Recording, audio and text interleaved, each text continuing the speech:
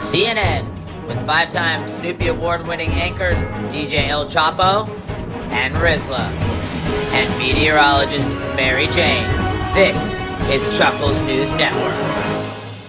Coming to you live from the newsroom, Chuckles News Network, DJ El Choppo and Rizla, and today we are doing an expose on spring break. That's right, spring break's got North America turning upside down right now. Madness. What have you got for us today, Riz? Inquiring minds want to know, what is the origin story of spring break traditions? That's a great question, Riz. We actually found that spring break predated to Roman origins. So we tried to get Elon Musk, because he's obviously an expert at Roman traditions, in case you hadn't seen the news lately, folks. The festival was called Hilaria. Musk was not available for comment. He's Musk too busy, I might say. Did you empathize with that? I certainly do empathize with that. Oh, I'm weak. I am weak. Get out of here. We are moving on to the next subject. What have you got for us, Riz? It's a major controversy, but the timing for spring break. Why do we call it spring break if it's happening this time of year? Tell us a bit more. This is a great question. This is age-old. Dates back to the Roman traditions. They're very old, you know that. And it really, semantically, the way that it falls in, like we just came back from Puerto Penasco, we were there for 9 days.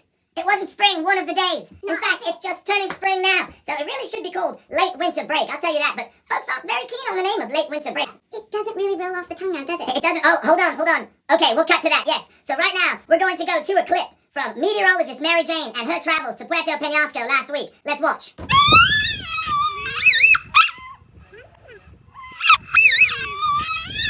Wow. That Mary Jane, she really tells it as it is. Really brings back those memories. I would say I wouldn't Penasco to late winter break, I'll tell you that. That's a good one, Chop. That's a good one, it is. And we heard there's a certain amount of cash out there, and we heard you did some research. What was your question, Riz? Ooh, that brings us to our next point.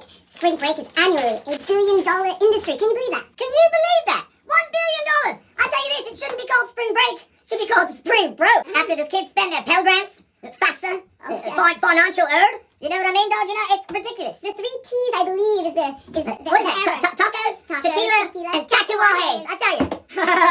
Oh, these kids just spending $1 billion every year like there's no national debt.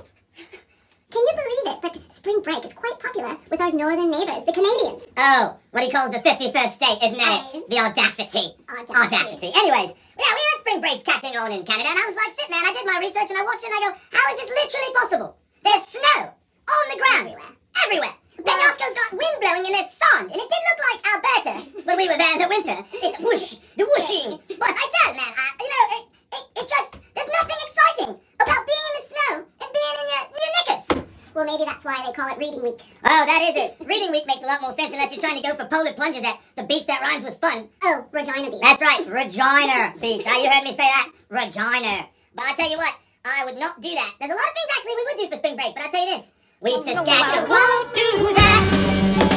But I think that's it for the day. You know, I think we should go back to pop quiz, Chop. Oh, no. Pop quiz. You know I struggle with these pop quizzes. My heart starts beating. And it's not the caffeine. Well, let's see how you do. Okay. Can you tell me the average amount of drinks a lady will have during spring break according to the American College of Health? 7 drinks in one day. People are smashed off 7 drinks. It's quite close, but it's actually 10. Diez bebidas! 10 bebidas! That's insane! What about the men? Actually, it sounds about appropriate. It's 18. 18 drinks.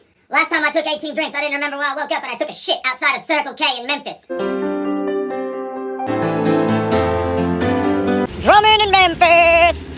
I was shitting in Memphis! Well, anyways, that's it right there, folks. So, maybe drink less on spring break, drink more water. You know what? Have a shot of tequila. We had 96, so I think the math checks out. Certainly. Well, thanks for stopping in. We'll see you next time on Chuckles News Network here, Rizla. Thanks for your time. And make sure to take care of yourself and each other.